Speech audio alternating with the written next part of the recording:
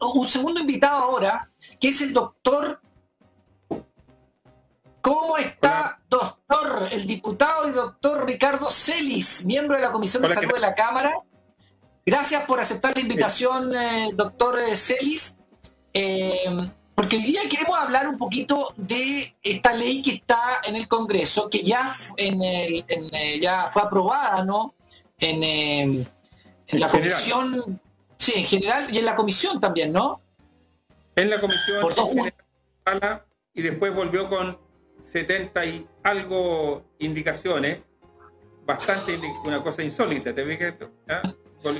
Eso es para entorpecer. Exacto, vamos en la indicación 35, en enero. Bueno, lo han sacado bastante rápida. Oiga, sí, doctor, sí. Diputado, a ver, yo le voy a pedir algo bien básico, que por favor nos ubique en las diferencias entre la eutanasia, porque hay como posiciones, pero también palabras cruzadas, gente que no entiende, yo partiendo por mí, ¿qué diferencia hay entre la eutanasia, el morir asistido? Todas esas cosas que son como, para que la gente empiece a saber un poco de qué estamos hablando, digamos. Si usted puede, diputado Celis, por favor. Sí, claro. Mira, hay una eutanasia pasiva, voy a decirlo así, que tiene que ver con la buena práctica médica, que es que a las personas, cuando tú alcanzas un momento de la vida ya donde no hay terapias posibles o tus expectativas son negativas, no hay expectativas, tienes una enfermedad terminal y tú puedes decir, ¿sabe qué? Yo quiero que no me administren ningún medicamento más, no quiero más fármacos, no quiero nada, quiero que me dejen morir tranquilo, sin ninguna terapia, sin nada. Y eso existe actualmente, esto es algo que está ocurriendo en Chile, no está penado por ley ni nada por el estilo. Ese tipo de dejar morir es lícito actualmente. Absolutamente, y es parte de la ley de derechos y deberes, donde finalmente yo digo, no quiero más tratamiento. Yo puedo tomar esa decisión. Y está la eutanasia, que es la parte activa, en donde yo digo, quiero que cuando yo tengo una enfermedad terminal, por alguna condición que la ley o el reglamento o lo que sea determine, ¿cierto?, se me administren los medios para que finalmente yo pueda terminar mi vida, ¿cierto?, con ayuda de asistencia médica, que es lo que estamos viendo en el Congreso. Existe una variación en esto, ¿cierto?, que es el suicidio asistido, en donde no es el equipo el que te administra un fármaco, sino que yo, médico, voy y te digo, mira, este medicamento está aprobado, tú lo puedes tomar, tú lo ingieres, tú lo tomas y yo te tomo las medidas y las precauciones para que no quede daño, que pudiera la persona, por ejemplo, no lograr su objetivo y no fallecer, no hayan daño ni secuelas secundarias que es el suicidio asistido. Estas dos últimas variantes son las que trata justamente la ley, ¿ya? Grupos de parlamentarios que se han opuesto a esto, tanto en su votación en general como cuando ha habido en discusión en particular, lo han contrapuesto a lo que tiene que ver con los cuidados paliativos. Y yo siempre he sostenido que son dos discusiones absolutamente distintas. Porque si yo optara por la eutanasia, yo no voy a renunciar a los cuidados paliativos. No. ¿Cierto? No. Yo no voy a... el dolor. Obvio. Yo no voy a esperar a decir, ¿sabes qué? Yo, por favor, ayúdenme a morir, pero déjenme con dolor nomás porque yo no quiero cuidados paliativos. No es posible. Es absurdo. Tiene que haber cuidados paliativos bajo cualquier circunstancia. Ahora, nos ocupamos porque nos parece un tema importante, porque los cuidados paliativos están asegurados, garantizados por el auge, por el GES en Chile, desde el 2006. Y hay protocolos del Ministerio para los cuidados paliativos de apoyo en el dolor en los pacientes oncológicos. Entonces, nos ocupamos y todos entendemos, y así lo incluimos en el proyecto, que también hay que asegurarles los cuidados paliativos no oncológicos a las personas que tengan enfermedades terminales. Entonces, creo que allí por lo menos aseguramos ese punto. Ese es uno de los puntos en discusión. Cuidados paliativos contrapuestos a la eutanasia. Yo y muchos de nosotros decimos son dos conversaciones distintas, son complementarias. No tienen que ver una con la otra. Algunos dicen, pero cuando se ofrecen mejores cuidados paliativos, las personas pueden renunciar a la eutanasia, pueden hacerlo porque tienen mejor calidad de vida. Y es posible, y es obligación del Estado entregarle a las personas, creo yo, los cuidados paliativos bajo cualquier circunstancia. Eso no está en discusión. Y pudiera hacer aquello. Pero cuando el protocolo, el proyecto de ley y lo que se aprobó en la comisión inicialmente el año, ya diría, tendré que decir que es el año pasado, ¿cierto? O antes pasado, ya, finalmente nosotros aprobamos allí que la persona, cuando el protocolo dice que cuando el médico va a hacer la asistencia, tiene que asegurarse de algunas cosas. Entre ellos, volver y preguntarte. Es decir, ¿usted recibió cuidados paliativos? ¿Sabe de la existencia de cuidados paliativos? Sí. ¿Los ha recibido? Sí, tiene que asegurarse de aquello. Segundo, y allí le tiene que preguntar, ¿usted persiste en su decisión de la eutanasia? La decisión de la eutanasia, dice el proyecto de ley, tiene que ser hecha en pleno condición mental de decisión para tomar una decisión de esa naturaleza. Dice que tiene que ser en forma reiterada. Dice que tiene que ser en forma reiterada. Y que tiene que ser calificada por un equipo médico. ¿Quién? Quien diga que tiene una enfermedad terminal. Es un equipo médico el que va a decir que tú tienes una enfermedad terminal y que tiene, finalmente hay un aseguramiento de que tú estás en condiciones psicológicas como para haber tomado esa decisión. ¿Por qué digo esto? Porque algunos dicen, las personas que tienen, porque dice, un elemento importante, el proyecto le dice que esto es para el dolor físico o psíquico, porque es difícil diferenciar. Es difícil, en ocasiones hay un límite que no siempre está acompañado, el dolor físico, el dolor psíquico, pero en ocasiones puede ser solo psíquico. Una persona que tenga una enfermedad terminal, incurable, sin expectativa de vida, y que diga, ¿sabe qué? Yo llego hasta aquí nomás, y por solo que tiene un sufrimiento psicológico, debe asegurarse que esa persona no esté pasando, ¿cierto?, por un periodo de depresión que le haga tomar esa decisión. Por eso tiene que ser de forma reiterada, con el aseguramiento de que esa persona está en plena condición, ¿cierto?, mental y emocional como para tomar una decisión de esa naturaleza. Oiga, doctora, hay varias preguntas, porque usted es muy claro, pero también nos deja varias preguntas abiertas. Primero, también saludar a Cecilia Heider, que iba a participar hoy día, no pudo participar con nosotros. Darle un abrazo desde acá. Iba a darnos su testimonio, pero espero que se pueda más adelante.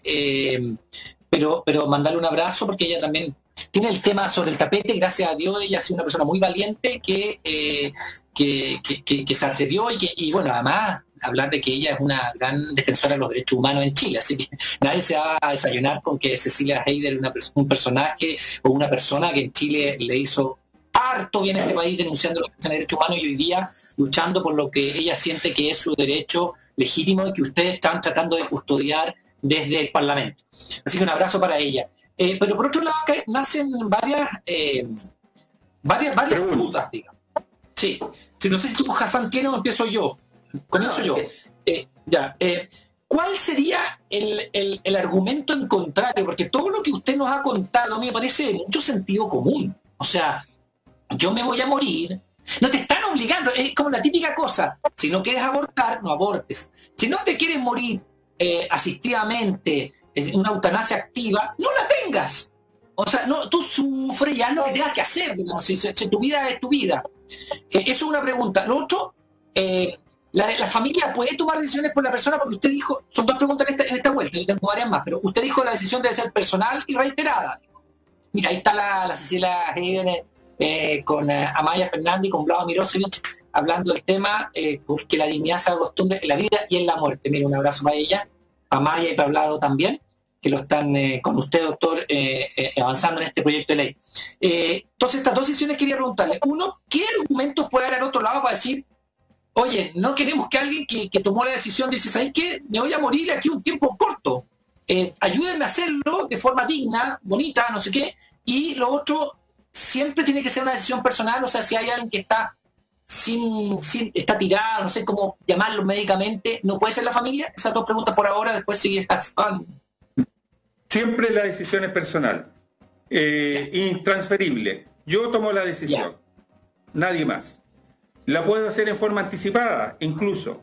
Yo hoy día voy a un notario, si fuera así como se llevara adelante lo que está en el proyecto, voy al notario y le digo, mire, si yo tengo una enfermedad terminal, tengo dolor insufrible, no tengo expectativa de vida y finalmente quiero que se me someta a una eutanasia. Yo lo dejo dicho de antes. Ya. La familia no puede cambiar esa decisión tampoco. Tampoco. Como sí pasa hoy día con la donación de órganos, doctor, ¿o no? Bueno, hoy día ya no. Hoy día ya la familia no puede cambiar la decisión. Pero hubo un momento que lo podía hacer. Pero son decisiones personales. Entonces, o sea, la donación de órganos, yo tenía, me quedé atrasado, parece. La donación de órganos, sabía yo que uno podía incluso ir al notario y todo, y la familia decir no. ¿Eso ya no? No, pues todos somos donantes. Todos somos donantes. Sí, ya. Pero la familia se puede todos somos donantes y si yo no quiero, tengo que expresarlo antes. Hoy día voy y digo, quiero que en mi carnet de identidad diga que yo no soy donante. Y esa es la voluntad expresada con antelación. Perfecto. Bueno, aquí también está, como te digo, la decisión anticipada. Y es personal, intransferible, nadie puede cambiar esa decisión. ¿Ya? Ya. Que es un hecho importante. Entonces, ahora, ¿qué motivos hay? Los motivos son fundamentalmente religiosos, creo yo. Si uno escucha, son fundamentalmente de orden religioso. Y yo te quiero decir una cosa, que no tengo por qué decirla. Yo soy católico, Yo soy católico, y creo que no hay contradicción, en lo personal, creo que no hay contradicción. Porque, yo también soy católico. Fíjate, claro, porque si yo tengo una enfermedad terminal, sin alternativas terapéuticas, y tengo un dolor insufrible, físico y psíquico, y todas las terapias no hacen efecto, yo digo, ¿por qué me van a condenar a tener dolor, a sufrir? Si el ser católico y en creer en mi creencia en Dios no tiene que ver con que yo tenga que sufrir necesariamente. Entonces, creo que son dos cosas distintas. Entonces, yo incluso me conversaba con el obispo de acá, de Temuco, yo soy de Temuco, y conversaba y le dije lo mismo. Dijo, no, nosotros no estamos porque la gente sufra, pero queremos que haya condiciones. Te quisiera decir que este proyecto es bastante restrictivo. Es muy restrictivo, muy reglado, tiene muchas reglas. No es que yo venga y diga, ¿sabe que tengo 80 años y se me ocurre morirme, entonces que me practiquen eutanasia? No, esto es para enfermedades terminales, que son calificadas por el médico, etcétera, donde hay dolor de por medio que es psíquico o físico y es intolerable y no hay alternativa, etcétera, etcétera. Hay una serie de condicionantes, tiene muchas condicionantes. Sí, esto es un tremendo tema y yo apoyo la ley que están debatiendo en el Parlamento, pero también apoyo que haya muchas restricciones al respecto, ¿ya? Y eso yo les voy a contar una cosa personal, que yo tengo una amiga de infancia cuyo padre tuvo Alzheimer, entonces perdió en algún momento la capacidad de reconocer a su propia hija. Y yo, que lo conocí de chiquitito, traté de conversar con él, fue una experiencia muy dolorosa para todos. Y al final ellos trataron de tener una conversación acerca de en qué momento uno deja de tratar el tema de la eutanasia pasiva al final, porque al final esa persona no puede tomar la decisión. Eso es demasiado, no quiero los tratamientos ni siquiera. Y eso fue una conversación muy difícil que lo trataron de conversar antes, pero fue imposible porque esas son cosas difíciles de precisar y es en la ambigüedad que pueden generar problemas porque ninguna decisión es verdaderamente individual. Yo en ese sentido soy muy anti-individualista y lo que me preocupa es la lógica de decir, yo tomo la decisión autónoma que yo quiero morirme, porque eso puede ser, para algunas personas es perfecto, eso se da, pero para muchas personas al punto de la muerte no hay esa claridad, no hay esa autonomía y son decisiones que se toman de forma comunitaria. Entonces, ¿en qué momento puede ser un tremendo problema el tema de la eutanasia? En situaciones donde el derecho a la salud y el derecho a las pensiones y la vejez no están establecidos. Porque hay personas que dicen, adultos mayores, con todo su autonomía, porque son ellos los que están tomando la decisión, diciendo, yo quiero morirme porque no quiero ser una carga a mi familia. ¿Ya? Al final, cuando colapsa la comunidad, están completamente aislados y llega un médico que hasta pregunta, ¿y usted quiere suicidarse? ¿Ya? Porque no hay ningún tipo de apoyo, no hay derecho a la salud, no hay una familia que está apoyando a esas personas, deben recibir otro tipo de ayuda. Cuando uno tiene la salud como derecho establecido, cuando las personas no temen eso de ser una carga a la familia porque hay pensiones decentes, hay una protección al adulto mayor, por supuesto que eso es, como dijo Daniel antes, de sentido común. Lo importante, yo creo que las protecciones son importantes, puesto que tenemos esa situación precaria en términos de los derechos. Entonces, en ese sentido, yo apoyo también, pero quería poner ese punto acerca de los limitantes como importantes igual. Pero supongo que usted, doctor, está de acuerdo con eso. Absolutamente, absolutamente. Es más, esta ley está inserta dentro de lo que es la ley de derechos y deberes del paciente, ¿ya? En el sentido de que hay derechos y deberes, ¿ya? Entonces, está bien insertada, a mi entender, no es una ley especial, única, sino que está inserta allí, justamente pensando que es un derecho más, pero un derecho con ciertas garantías del Estado, como por ejemplo mi derecho a tener tratamiento a los cuidados paliativos, mi derecho a tener el tratamiento en salud, obviamente porque nadie puede tomar esa decisión por abandono, como dices tú, ¿verdad? No hay salud, no me pueden entregar salud, entonces finalmente prefiero morirme. No es abandono, es una decisión personal. Ahora yo te encuentro toda la razón cuando tú dices, no son decisiones personales. Claro, la decisión la tomo yo, pero obviamente yo entiendo que eso lo habré conversado con mi pareja, con mi esposa, con mis hijos. Habrá habido una conversación previa. Ellos no se pueden dar por notificados en el día X. Hay algo, te pica. Yo digo que esto tiene mucho de humanidad, ¿eh? Algunos dicen que este es un acto criminal y lo criminalizan. Yo por el contrario digo que esto tiene un acto de mucha humanidad. Por eso cuando tú me decías que la persona que iba a venir, que estaba involucrada en el tema de derechos humanos, que para mí también son cuestiones intransables, esto también está inserto a mi entender dentro de aquello, de mi decisión, ¿cierto? Porque ¿sabes lo que tiene que ver un poco? Yo entiendo que cuando yo nací, tengo algo asegurado, que me voy a morir, ¿cierto? Parte de la continuidad de la vida es la muerte, ¿eh? Voy a decirlo así.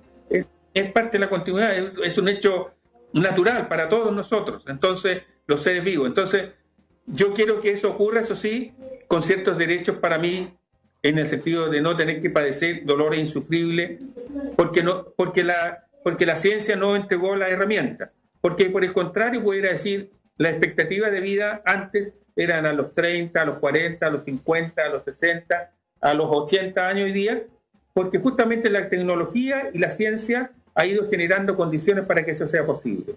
Cuando ya no es posible, entonces yo tengo también derecho como persona a tomar ciertas decisiones. Yo quiero, primero vamos a leer algunos comentarios de nuestros seguidores. YouTube dice María Panza, son opiniones morales, no pueden imponernos su religión y preceptos. Matías Quevedo nos dice, ahí ya es criterio de quien sea médico de cabecera de esa familia, que vea si la situación es regular o no. Pero de todos modos es difícil que el común de la población decida matar a su pariente. No, pues eso no va a ser. Como decía muy bien el doctor y diputado Celi, es una decisión personal, dijo incluso, e intransferible. Es como hacer un testamento, perdón, en el Código Civil, la única gestión que no se puede hacer por mandato es un testamento. La facultad de testar es indelegable, dice en el artículo más corto del Código Civil. Y lo mismo acá, la facultad de decir si quiero quiero la eutanasia activa en caso de que no tenga viabilidad mi vida, tenga enfermedad terminal, es personal e intransferible. Así que en eso está claro. Bori Ormeño nos dice la decisión es personal. En Twitter, Brenda Manduca Morel nos dice clarísima la posición del doctor Celi sobre eutanasia. Lo han hecho muy bien los chicos, pero te extrañamos, Ale Valle. Ya, eso fue para nosotros. Esperemos estés mejor. También nosotros le decimos a la Ale Valle que es pobre. Un par de preguntas más, doctor. A ver, dos cosas. Uno, y siempre yo le pregunto dos cosas. Lo que pasa es que uno cuando ve las películas, y es bueno hablarlo, dice, no va a desconectar de las máquinas. No le conecte las máquinas, desconecte. No tiene nada que ver con esto. porque en el fondo es una decisión que la persona está consciente o tomó conscientemente. A lo más puede haber tomado la decisión ante notaría y dice, bueno, desconéctelo de las máquinas porque dijo no quiere elementos externos también, digamos, dentro de la activa. O sea, es una decisión que, porque uno ve las películas y dice, lo van a desconectar de las máquinas, tienen que tomar la decisión. No, uno puede haber tomado la decisión o no. Y las máquinas, además, están dentro de la eutanasia pasiva, no de la activa. Y la pasiva está aceptada por la Iglesia y nadie se opone a ella, que es que en el fondo yo no quiero más máquinas, no quiero más ningún tratamiento, eso de lo de las máquinas. Y lo segundo, a mí me nace que la derecha, con su típica cosa de no querer abrir ventanas porque se van a meter, entonces van a matar a los abuelitos, ese es el argumento también. O sea, cuando dicen es un acto criminal, es porque se les abre una ventana para la eutanasia, que es, como usted decía, un equipo médico debe autorizar y decir que está en una enfermedad terminal. Debe ser una decisión personal y reiterada. Y lo último que le pregunto, es impresentable que hoy día no tengamos medidas paliativas a aquellas enfermedades terminales que no sean cáncer. Exacto. Yo comparto el 100% aquello. Que es impresentable porque si hay una cosa que la medicina debe asegurarle a las personas es que a lo menos le va a aliviar el dolor de cualquier naturaleza. La gente le cuesta entender esto del dolor psíquico. Hay una película, ¿cierto?, española muy interesante en eso, ¿cierto?, que tiene que ver con el dolor psíquico, que es una película bien clásica, donde la persona finalmente... el joven que estaba en cama, sí. Exacto. Entonces, claro, si tú tienes una tetraplegia y finalmente encuentras que tu vida ya no tiene sentido, claro, y él tiene un sufrimiento psíquico enorme, claro, allí hay un ámbito de decisión. Hay una cosa que rechazó la Cámara, quiero decirlo, que es la eutanasia para menores de 18 años. Para menores de 18 años. Tiene sentido. El proyecto decía que finalmente entre los 16 y los 18 pudiera ser con autorización del juez, etc. Creo que es un tema muy sensible y que en el momento en que estamos en la discusión en Chile, yo preferiría que esa discusión no ocurriera para facilitar y que finalmente este fuera ley en las mejores condiciones posibles, con la mayor cantidad de acuerdos posibles, en donde entendamos que esto es restrictivo, que hay el diputado Undurraga de Bópoli, vicepresidente de la Cámara, ha sido una persona muy activa y colaboradora en esto. Él, yo me alegro mucho, te fijas, que sea así. Igual que el diputado Lonton, que es de Renovación Nacional, también ha sido una persona... ¿Por qué te lo menciono? Porque hay que exceder el mundo de las ideologías en esto. Creo que tiene que ver un poco con una posición frente a la vida y que, como te digo, yo creo que este es un acto de mucha humanidad. En lo personal creo que aquí hay mucha humanidad en esta decisión, pero hay que tomar precauciones, resguardo, y la ley, como decía, es bastante restrictiva en esto. El proyecto de ley. Colombia es el único país en Latinoamérica que permite la eutanasia. Hay otros países que tienen, por ejemplo, en el ex-DF de México está la ley de bien morir.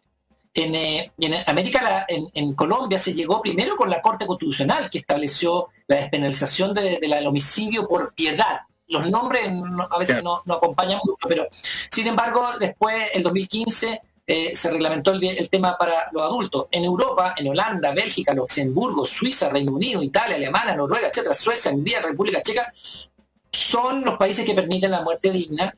En España hay 3 provincias que sí, y incluso en Holanda, Bélgica y Luxemburgo están por la eutanasia completamente tal, incluso el dominio asistido en Holanda. En Estados Unidos, en algunos estados sí y otros no.